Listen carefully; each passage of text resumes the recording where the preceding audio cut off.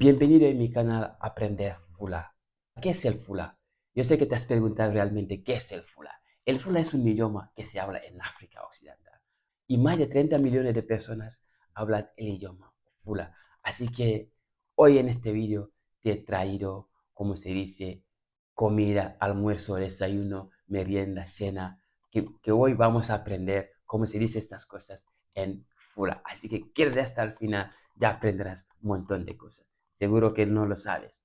Cuatro cosas que te he traído para poder ampliar tus vocabularios.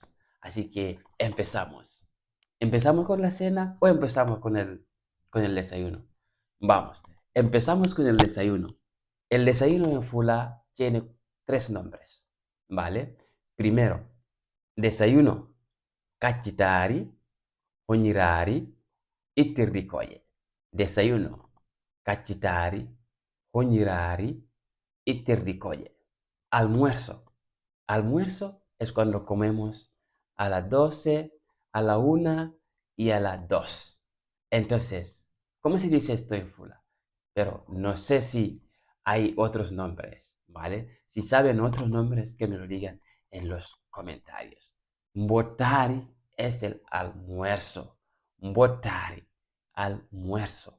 Mbotari, almuerzo. O wotagol. Wotagol, mbotari es almuerzo. Mbotari, almuerzo. O wotagol. Wotari, wotari, wotari. Wotari, almuerzo o mbotari. Es el mismo nombre. Tenemos la merienda es ñaltari. Merienda ñaltari. Merienda ñaltari. La merienda ñaltari. Merendar ñaltagol. Merendar ñaltagol. Merendar ñaltagol. Merendar ñaltagol. Y tenemos el último que es la cena. La cena es hirande. La cena hirande. La cena hirande. La cena hirande. La cena hirande. La cena hirande.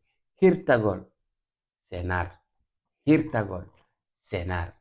Hirtagol es cenar. Hirtagol, cenar. Hirtagol, cenar. Así que si te ha gustado el vídeo, déjame saberlo en los comentarios. Y no olvides compartir este vídeo con tus amigos y con las personas que sabes que quieren aprender este maravilloso idioma. Así que te digo al próximo. Si quieren también algunos vídeos, me pueden decirlo en los comentarios.